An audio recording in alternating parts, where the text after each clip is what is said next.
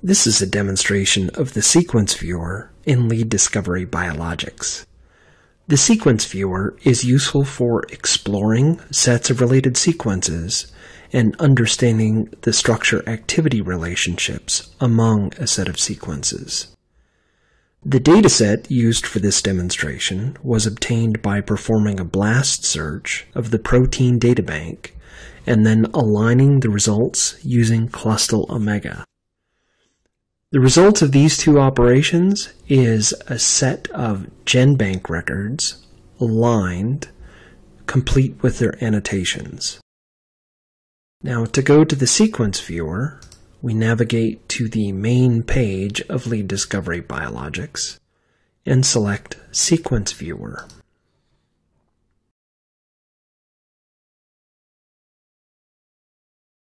The Sequence Viewer is composed of 4 sections. The main body displays the sequences. The sequence identifiers are displayed in the left, and there are also configurable header and footer regions in the Sequence Viewer. If I right-click in the Sequence Viewer to open up the context menu, I can change the header to display annotations, and I can change the footer to display a logo plot. Now notice when I mark the first row, the annotations appear up above in the header, and in the logo plot in the footer, the amino acids for the marked row appear colored, and the amino acids that are not marked but yet in the dataset are grayed out. Now notice if I mark additional rows, additional amino acids are colored, but the annotations don't change. The annotations configured for the header are only displayed for the first marked row. The logo plot can also be used to control marking. Notice that clicking on any residue in the logo plot causes all rows, or I should say all sequences, that have that residue at that position to become marked. Clicking on white space clears all the markings, and if I control-click multiple amino acids at the same position, that causes all rows that contain that set of residues to become marked.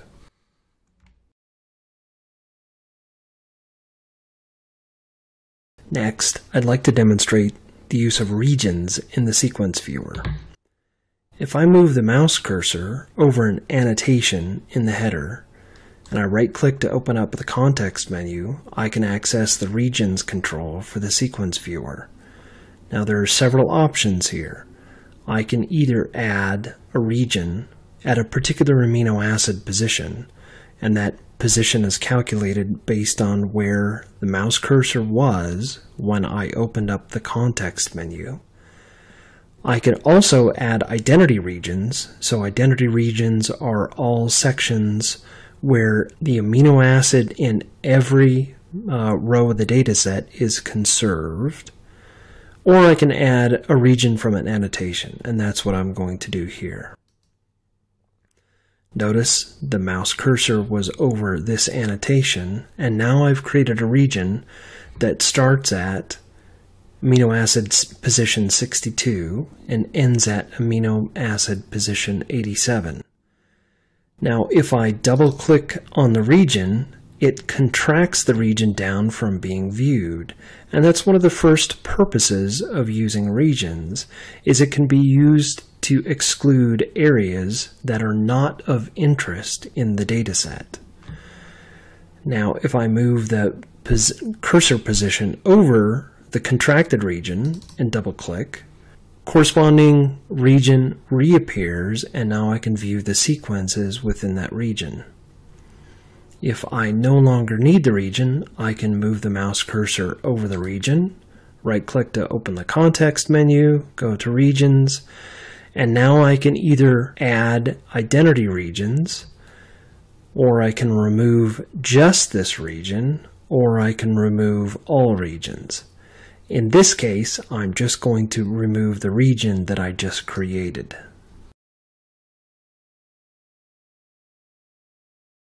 Regions may also be used to explore the structure-activity relationships in a dataset.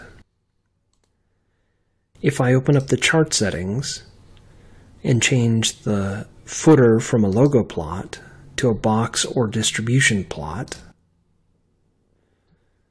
and note that I'm plotting the score column associated with each of the sequences, there's a little bit more configuration that I have to go to show the distributions of the score values within a region.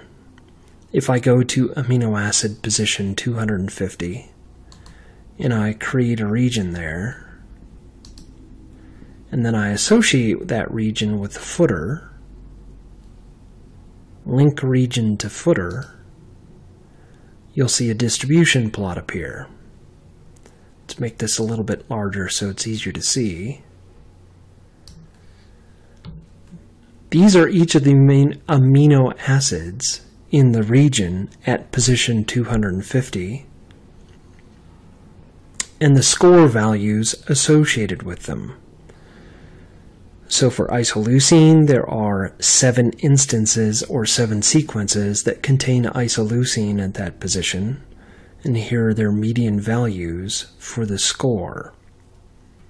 Now in the plot area itself, along the center is a box plot. On the right-hand side is a violin plot of the score values for the 7 sequences with isoleucine at position 250. And on the left-hand side of the plot, this shows the histogram of values.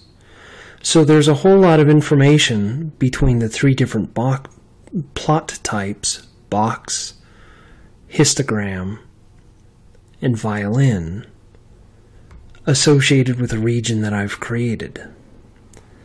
Now, the distribution charts are interactive associated with that region.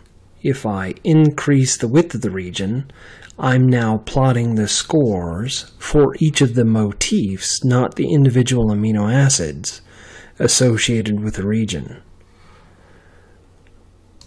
I can change both the width of a region and the position of a region and show the distribution of score values for each of the motifs within the region given its current width and position. So using regions in association with distribution charts is an effective way to explore the structure-activity relationships within a set of sequences. This was a demonstration of the sequence viewer in Lead Discovery Biologics. I hope you've enjoyed watching.